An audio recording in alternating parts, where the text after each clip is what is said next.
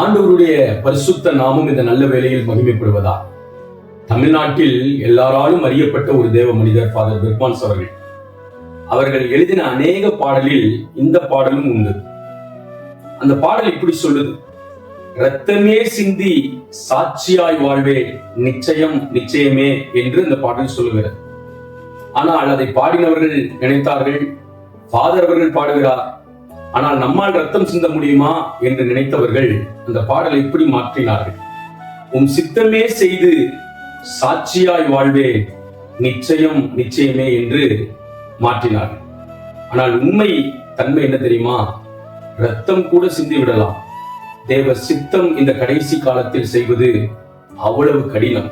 தேவ பலத்தோடு தான், தேவ உதவியோடு தான் நாம் தேவ சித்தம் செய்ய முடியும். கிறிஸ்தவ உலகில் இரண்டு விதமான கூட்டம் இருக்கிறார்கள். ஒன்று, எப்படியாவது தேவ சித்தம் செய்து நான் பரலோக ராஜ்யத்தை அடைய வேண்டும் என்று ஒரு கூட்டம்.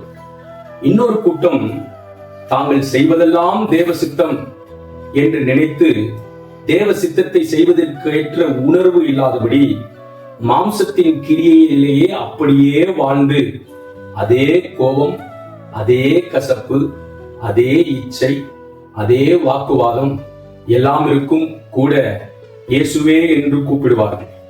இதைதான் ஆண்டவராகிய இயேசு கிறிஸ்துவும் சொல்கிறார். மத்தேயு 7:21 பரலோகத்தில் இருக்கிற என் பிதாவின் சித்தத்தின்படி செய்கிறவனே பரலோக ராஜ்யத்தில் பிரவேசிப்பானே அல்லாமல் என்னை நோக்கி கர்த்தாவே கர்த்தாவே என்று சொல்கிறவன் அதில் பிரவேசிப்பதில்லை என்று வேதம் சொல்கிறது.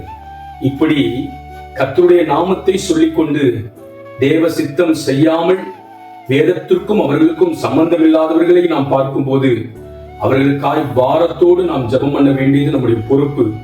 அது மாத்திரமல்லாமல் அனுதினமும் தேவ சித்தத்தை நிறைவேற்றுவதை உணர்ந்து பரிசுத்த ஆவியானவருடைய பலனை பெற்றுக்கொண்டு அவருடைய சித்தத்தை நிறைவேற்றி நமக்காக ஆயத்தம் பண்ணி கொண்டிருக்கிற பிதாவின் வாசஸ்தலத்தில் பிரவேசிப்பதற்கு ஆயத்தமாகவும் கர்த்தர் தாமே நம் மூலமாய் மகிமைப்படுவாராக.